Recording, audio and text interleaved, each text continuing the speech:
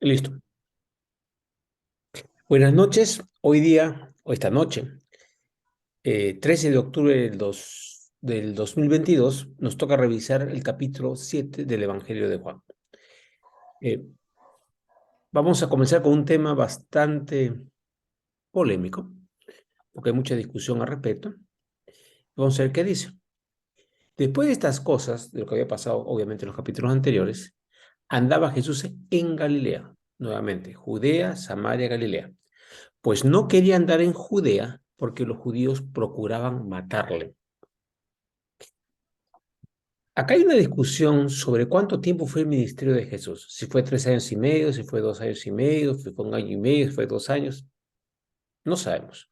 La verdad, hay bastante discusión, pero no interesa al final si fue año y medio o 3 años. Lo que interesa ahorita aquí, bien claro, es que repito, esta parte de Juan son los últimos días de Jesús acá en la tierra. Primero hablamos de la fiesta de la Pascua, que fue la anterior, y ahora viene la fiesta de los tabernáculos. Para aclarar qué es la fiesta de los tabernáculos, que va a hablar ahorita. Todo el mundo cuando habla de tabernáculo piensa en el tabernáculo que se construyó para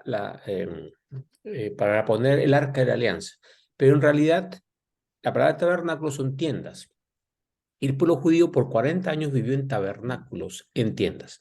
Entonces, la fiesta de los tabernáculos lo que hacía era que la gente salía de sus casas y vivía en tiendas por un periodo de tiempo corto, unos días, para que no se olvidara de dónde había venido y que eran peregrinos en la tierra, que no son de esta tierra, sino son peregrinos acá en la tierra. Nosotros somos extranjeros y peregrinos.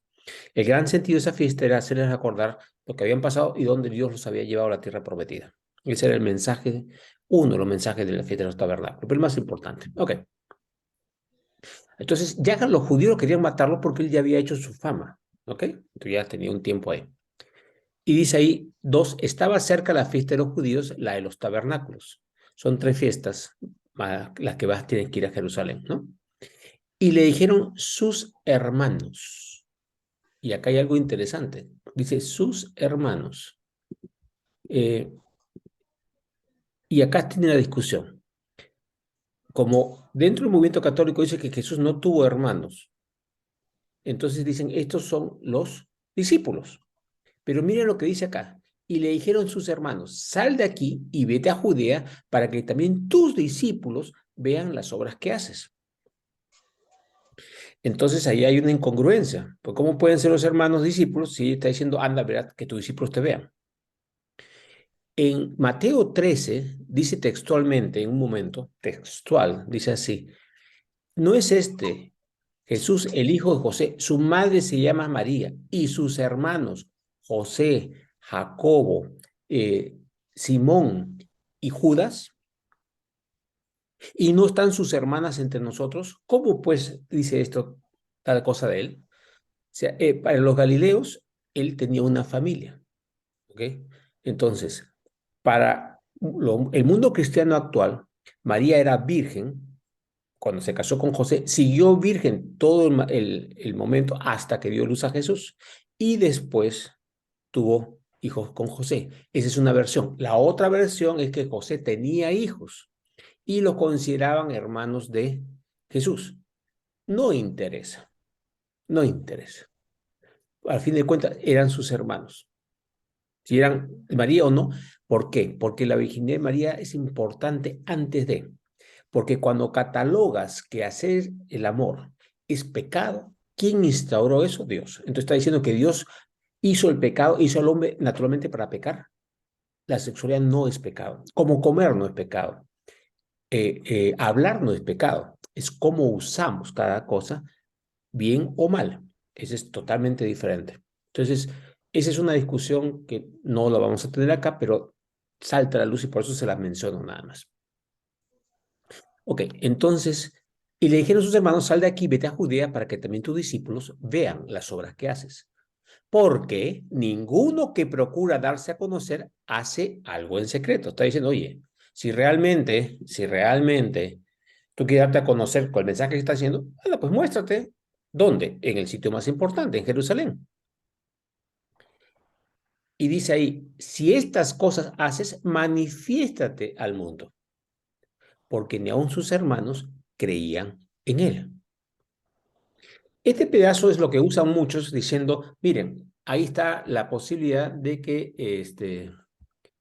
el periodo del ministerio de Jesús fue mucho más corto, porque le está diciendo que te conozcan, ellos dudaban de él y después sí estuvieron con él siguiéndolo. Dicho sea de paso, eh, cuando hablan de Santiago, habían tres Santiagos, dos Santiagos discípulos y otro Santiago que después fue el jefe de la iglesia, que él se presenta como el hermano de Jesús, no el hermano como familia espiritual, sino el hermano como familia física. Y el otro que se presenta como hermano, van a ver el Evangelio, la carta de Judas, perdón, no el Evangelio de Judas, que él también se presenta como hermano de Jesús. Y si chequeamos Mateo 13, los hermanos se llamaban nuevamente José, Simón, Jacobo y Judas. Y dos de ellos fueron dirigentes de la iglesia posteriormente. O sea que para que veamos que se les catalogaba como familiares de Jesús. ¿No? Ok, nuevamente, 5, porque ni aún sus hermanos creían en él. O sea, Jesús dijo, ningún profeta es reconocido en su propia tierra. Cuesta trabajo ver que realmente ha hecho un cambio y realmente es algo, ¿no? Entonces Jesús les dijo, miren con cuidado los tiempos de construcción. Mi tiempo aún no ha llegado, mas vuestro tiempo siempre está presto. No puede el mundo aborreceros a vosotros, mas a mí me aborrece, porque yo testifico de él que sus obras son malas. Lo que está diciendo es, yo estoy declarando que el actuar del mundo es malo. Al hacerlo, el mundo me aborrece.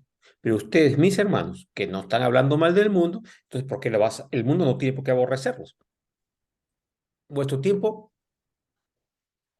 está ahorita, todavía no ha llegado el mío. Entonces le dice, subid vosotros a la fiesta, yo no subo todavía a esa fiesta, porque mi tiempo aún no se ha cumplido. Y habiéndoles dicho esto, se quedó en Galilea. Y hasta aparentemente sus hermanos se fueron y él se quedó en Galilea. Pero miren lo que pasa inmediatamente y vamos a regresar a ese versículo. Pero después que sus hermanos habían subido, entonces él también subió a la fiesta, no abiertamente, sino como en secreto. Y hay gente que dice, oye, entonces Jesús mintió, porque le dijo, yo no subo a esta fiesta, porque mi tiempo aún no se ha cumplido. Cuando corriges el tiempo, cuando ves la versión original, lo que está diciendo, yo no subo todavía a esta fiesta. Él lo está diciendo, ese día no subo, pero no le dijo cuándo. Yo no subo todavía a esta fiesta, que no está en esta traducción. No, yo no subo todavía, perdón, está en esta traducción. Todavía. No dijo que mañana no iba. Se dijo una verdad que no se dieron cuenta, pero él no miente. Dios jamás miente, por si acaso, porque mucha gente habla que ahí Jesús estaba mintiendo. No, fue unos días después. ¿Y cómo vamos a saberlo? Porque dice acá, 16. Y le buscaban los judíos en la fiesta y decían, ¿dónde está aquel? Y había gran murmullo acerca de él entre la multitud, pues uno decía, es bueno, pero otro decía, no, sino que engaña al pueblo. Pero ninguno hablaba abiertamente de él por miedo a los judíos. O sea, la gente había visto cosas y obviamente cada uno opina como quiere, ¿correcto? Depende de tu formación, depende de lo que te han enterado, depende de tu background, etcétera. Pero tenía miedo a los judíos. ¿Acaso esta gente no era judía? Sí. Cuando dicen a los judíos es a los dirigentes religiosos, ¿ok? Porque el pueblo, había judío, había pueblo galileo. Todos esos eran de origen y religión judía. Entonces, cuando habla de judíos, está hablando de dirigentes religiosos, por si acaso, ¿ya? Miedo a los dirigentes religiosos. Mas a la mitad de la fiesta subió Jesús al templo y enseñaba. Claro, no fue al principio de la fiesta, porque sus hermanos fueron del principio, sino que él fue después. Entonces estamos viendo que dijo, todavía no es mi tiempo, ¿no? Y enseñaba. Y se maravillaban los judíos, o sea, los dirigentes, diciendo, ¿cómo sabe este letras sin haber estudiado? Lo que pasa es que en las sinagogas se enseñaba la palabra, la ley de Moisés, los antiguos libros, todas esas cosas, y los profetas.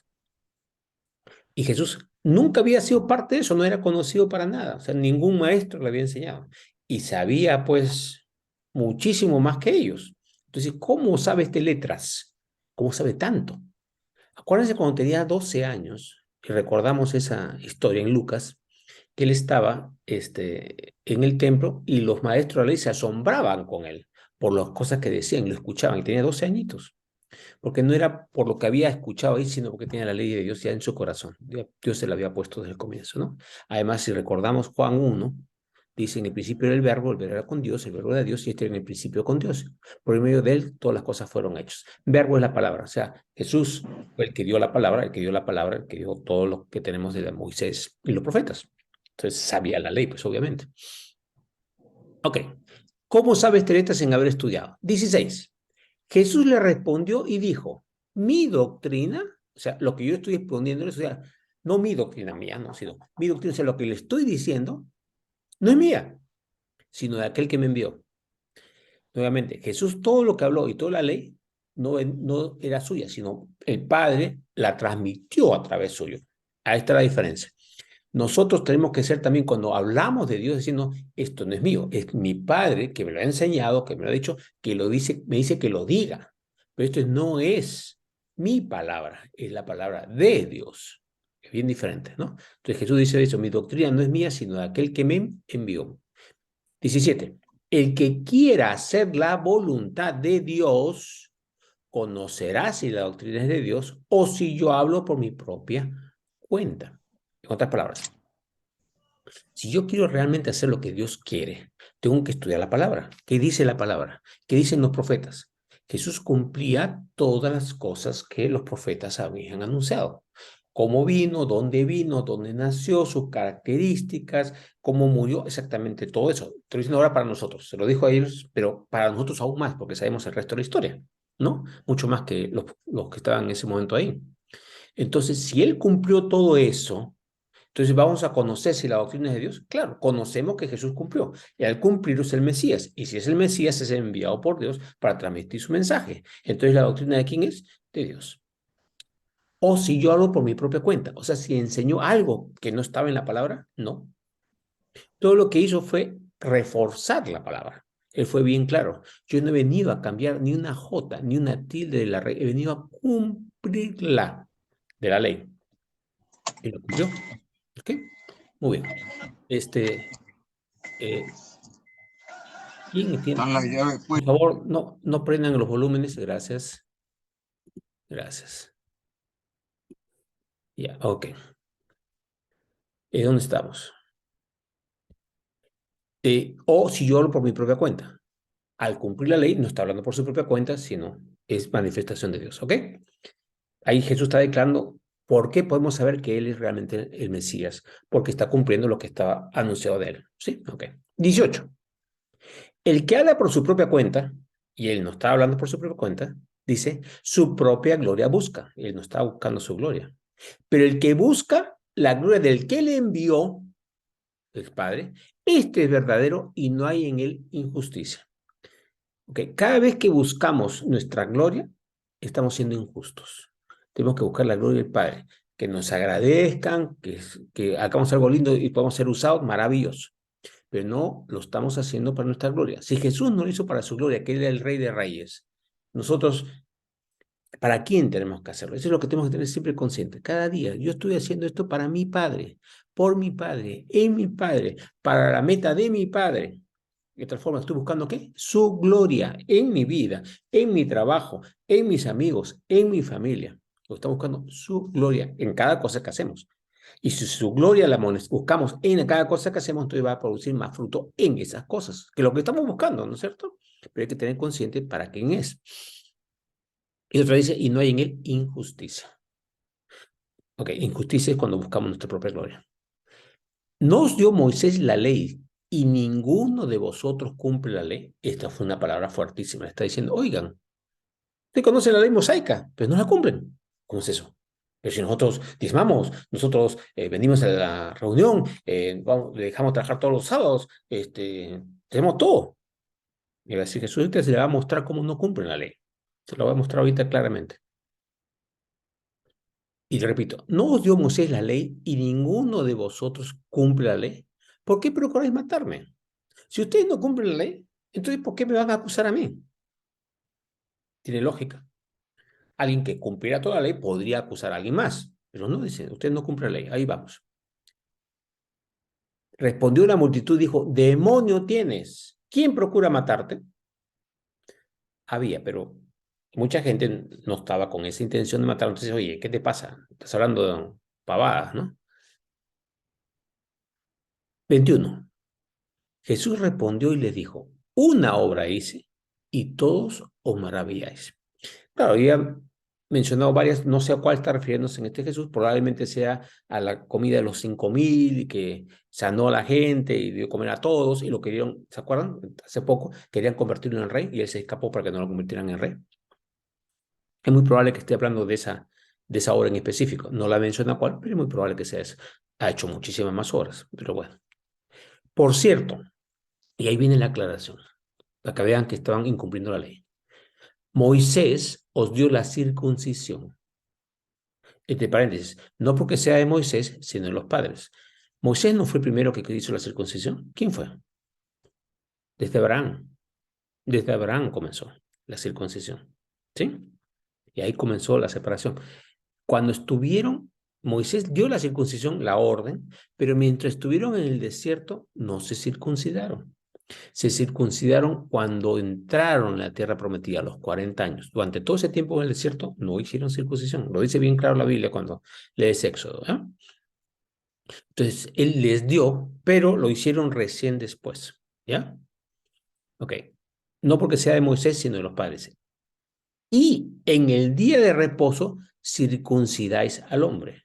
O sea, como la ley mosaica dice, al octavo día debe ser circuncidado, se circuncidaba al octavo día, cayera el día que cayera. Y si caía el sábado, lo circuncidaban. Pero dice, si el hombre, si recibe el hombre la circuncisión en el día de reposo para que la ley de Moisés no sea quebrantada, os enojáis conmigo porque en el día de reposo sané completamente a un hombre. No juzguéis según las apariencias, sino juzgad con justo juicio. Vamos a hablar un poquito. Ellos estaban observando para que no sanara, para sanar a un hombre.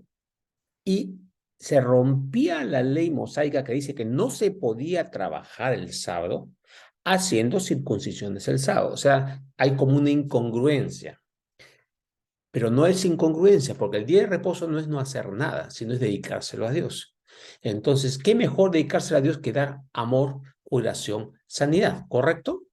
Entonces, miren qué interesante es esta palabra. Entonces, le está diciendo, ustedes están incumpliendo la ley al circuncidar los sábados, porque dice que no se debe trabajar el sábado. Eso es como ustedes la ven. Pero como la palabra dice es, se tiene que sanar, ¿qué? Los sábados, más aún que otros días, porque es el día de reposo, que debemos dedicarlo más a Dios todavía. ¿Ok? Entonces, él estaba mostrándoles que estaban incumpliendo la ley. Y cuando él hacía algo mejor todavía que ellos en el día de sábado, lo acusaron y querían matarle. Entonces le dice ahí, no juzguéis según las apariencias. O sea, las apariencias es cómo lo vemos con nuestros ojos. ¿Qué cosa es lo que realmente está atrás? ¿Qué es lo que realmente Dios quiere? Entonces juzgad con justo juicio. El único juicio justo es el que viene de Dios, no el nuestro. El humano nos equivocamos, ¿correcto? Y ahí comienza otra conversación aparte. Decían entonces uno de Jerusalén, ¿no es este a quien buscan para matarle? O sea, entre ellos no era que los judíos querían matarlo. Pues mirad, habla públicamente y no le dicen nada. ¿Habrán reconocido en verdad los gobernantes que este es el Cristo? O sea, había mucha duda en el pueblo. ¿Lo reconocieron? ¿No lo reconocieron? ¿Será? ¿No será? Y ahora dice, pero Jesús, sabemos de dónde es, mas cuando venga el Cristo, nadie sabrá de dónde sea. ¿Y dónde sacaron esta idea los estos? Esa fue una tradición creada, porque dice bien claro la palabra que iban a ser de una virgen y que iban a ser en Belén. Está en profecía, en el Antiguo Testamento. Se sabía eso. Y se sabía cuándo iba a morir. No cuándo iban a ser, pero sí cuándo iba a morir. El Cristo estaba anunciado también. En qué año iba a ser también. O sea, que correspondía más o menos para la época en que Jesús vino. O sea, encajaba bastante bien. Mejor dicho, encajaba perfecto, ¿no? Entonces, esto que nadie sabrá de dónde es, de dónde sea, lo decía claramente la Biblia. Entonces, no es verdad esto. Esa es una cosa de ellos que se le había ocurrido cómo debía ser el Cristo. Entonces, 28. Jesús entonces, enseñando en el templo, alzó la voz y dijo, a mí me conocéis y sabéis de dónde soy. Y no he venido de mí mismo, pero el que me envió es verdadero, a quien vosotros no conocéis. Pero yo lo conozco porque de él procedo y él me envió. Está declarando cosas muy fuertes aquí. Uno, a mí me conocéis, o sea, en otro sentido, me conocéis físicamente, sabéis quién soy, qué pinta tengo, saben de dónde vengo, saben dónde vivo, ¿no? Y algunos ni siquiera sabían que había nacido en Belén. Siempre dijeron que era Galileo. Ahora vamos a ver. Está mandando otra vez, el que me envió es verdadero. O sea, yo no vengo por mi cuenta, sino he sido enviado. Y dice, a quien vosotros no conocéis. Esta es una declaración fuertísima. Dice, ustedes no conocen a Dios. Ustedes no conocen a mi Padre. Se dicen judíos, se dicen seguidores del Padre, pero ustedes no lo sois, no lo conocéis. No lo conocéis significa que no saben quién es. O sea, no lo tienen en su corazón, no están viviendo lo que Él ha enseñado. Están viviendo una tradición, pero no una verdadera fe. ¿Okay? Eso es lo que le está diciendo. Está haciendo cosas muy fuertes. Lo está declarando incrédulos. No conocer significa no creéis en Él también, ¿ya? Esa es la verdadera parte, no tienen fe porque no lo conocen. Otra vez Jesús, pero yo le conozco porque de Él procedo y Él me envió. Conocer nuevamente es relación íntima. O sea, yo tengo una relación íntima con Él porque de Él procedo, de Él vengo, Él me envió. Yo no vengo por mi cuenta.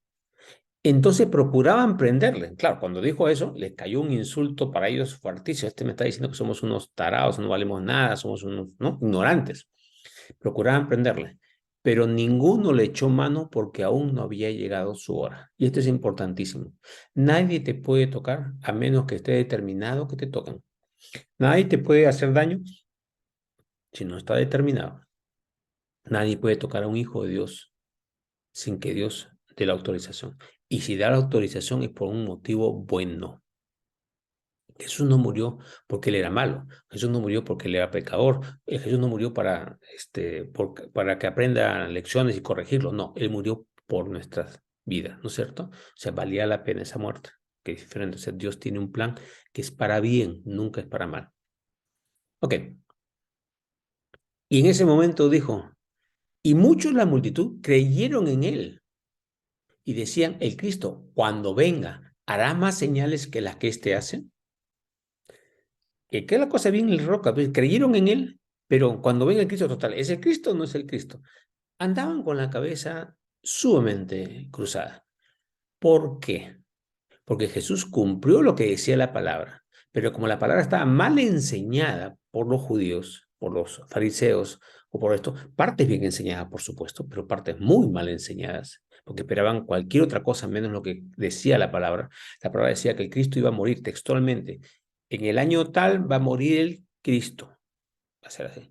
Y ellos estaban pensando que el Cristo los iba a levantar por encima de todos los países y los iban a poner como reino gobernante de todos. Y eso no es lo que decía la profecía de Daniel 9, ¿no? Decía otra cosa completamente diferente. Ok, que estaban esperando otra cosa. Por eso estaban tan mareados, tan dudosos. Recién cuando vino el Espíritu Santo, después de el siguiente Pentecostés, acuérdate que está, perdón, esta es la fiesta de los tabernáculos. Después de la Pascua, el siguiente Pentecostés, ahí es cuando vino el Espíritu Santo, ¿no? Ok. Los fariseos envían alguaciles para prender a Jesús. Los fariseos oyeron a la gente que murmuraba de él estas cosas, o sea, que sí, que no sé qué. Y los principales sacerdotes y los fariseos enviaron alguaciles para que le prendiesen. Vayan y préndanlo. Entonces Jesús dijo, todavía un poco de tiempo estaré con vosotros. Todavía no me van a agarrar. E iré al que me envió. O sea, de ahí regreso a mi Padre. Me buscaréis y no me hallaréis. Va a haber un momento en que no voy a estar físicamente. Y a donde yo estaré, vosotros no podréis venir. En otras palabras, ustedes estáis vivos, yo voy a estar muerto. Entonces no pueden venir al sitio de muerte porque están vivos. O sea, no podréis venir en el momento de los 3 días que estuvo en la tumba. Entonces los judíos dijeron entre sí, ¿a dónde será este que no le hallemos? ¿Se irá a los dispersos entre los griegos y enseñará a los griegos? ¿Qué significa esto que dijo, me buscaréis y no me hallaréis, y a donde yo estaré, vosotros no podréis venir? No entendieron nada, pero Jesús decía cosas, a veces para que lo entiendan, y a veces para que sepan, después cuando ocurrían las cosas, esto es lo que dijo, para mostrar también su conocimiento y poder. Ahora sí entendemos, ¿no? Así es, Dios habla a veces de esa forma para después mostrar su poder. ¿Para qué muestra su poder? Para que nosotros estemos apoyados en Él, sabiendo que Él es poderoso. En el último gran día de la fiesta de los tabernáculos, Jesús se puso en pie y alzó la voz diciendo, si alguno tiene sed, venga a mí y beba. Beber, que introducir dentro suyo. ¿Qué cosa? La palabra. Venga a mí y beba la palabra. El que cree en mí, o sea, el que me acepta a mí, eso es la palabra creer, el que me acepta, no el que escucha y dice, sí, tiene razón lo que dice, no, el que cree en mí, el que me acepta, acuerden, creer es pisteo, introducir dentro de uno. Como dice la Escritura, de su interior correrán ríos de agua viva. Tú, yo, bebimos del agua y esa agua pasa a ser no un arroyo, sino un río, cuando creemos, lo introducimos dentro nuestro. Y aclara mucho, muy claro, dice ahí, esto dijo del Espíritu que habían de recibir los que creyesen en él. El Espíritu Santo iba a producir ese río de agua viva por aceptarlo a Jesús como Salvador. Pues aún no había venido el Espíritu Santo porque Jesús no había sido aún glorificado. Jesús cuando fue glorificado, murió y resucitó. La resurrección fue glorificado. Y no solamente la resurrección, sino partió al reino celestial.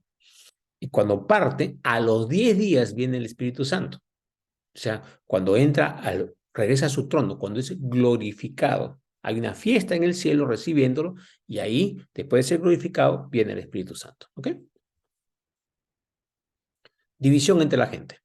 Entonces, algunos de la multitud, oyendo estas palabras, decían, verdaderamente, este es el profeta. Otros decían, este es el Cristo. Pero algunos decían, ¿de Galilea ha de venir el Cristo? ¿No dice la Escritura que del linaje de David y de la aldea de Belén, de donde era David, ha de venir el Cristo? Obviamente, desinformación, nuevamente, ¿no? Pero, obvio, y este es un punto importante. Acá le van a decir que esto parece raro, no. Si la palabra dice que Cristo debe venir de Belén, tiene que venir de Belén, no puede venir de otra parte. Como no tenían la información completa, era justo que dudaran ahí. Y ahí sí es justo que duden, porque había una determinación, una palabra clarísima. Tiene que venir de ahí. Claro, sabemos ahora porque tenemos la historia completa, pero que en ese momento algunos no la conocían. Entonces, eso no es dudar de Dios. Por eso acuérdense que cuando vino el Espíritu Santo, 3.000 se convirtieron. De esta multitud que había ahí, después, 3.000 se convirtieron un sábado o un domingo, no me acuerdo bien, y en la siguiente semana exactamente, creo que fue sábado, pasó exactamente lo mismo, otra vez. 5.000 más, 3.000 y 5.000, porque el Espíritu Santo los convenció, ¿sí? ¿No dice la Escritura que del linaje de Belén, de David y de la aldea de Belén, de donde era David, ha de venir Cristo? Hubo entonces disensión entre la gente a causa de él, por esa conversación. Y algunos de ellos querían prenderle, pero ninguno le echó la mano, nuevamente porque no era su momento. Y ahí pasa con los alguaciles. Los alguaciles vinieron a los principales sacerdotes y a los fariseos, y estos le dijeron, ¿por qué no lo has traído? Si le habían dado la orden, oye, captúralo y tráigalo. Y los alguaciles respondieron, jamás hombre alguno ha hablado como este hombre. O sea, ¿cómo hablaba Jesús? Con autoridad. Con autoridad. ¿Qué significa? Lo que estoy diciendo es. No estoy tratando de mostrarme nada, sino estoy hablando con la autoridad de la palabra. La palabra dice tal, la palabra dice tal, la palabra dice tal, la palabra dice tal, y ustedes las han escuchado y se les aclaraba, ¿no? Nadie ha hablado como este. O sea, totalmente apoyado en la palabra, ¿no? Entonces, 47, los fariseos le respondieron, ¿también vosotros habéis sido engañados? Y ahí viene una cosa bien fuerte.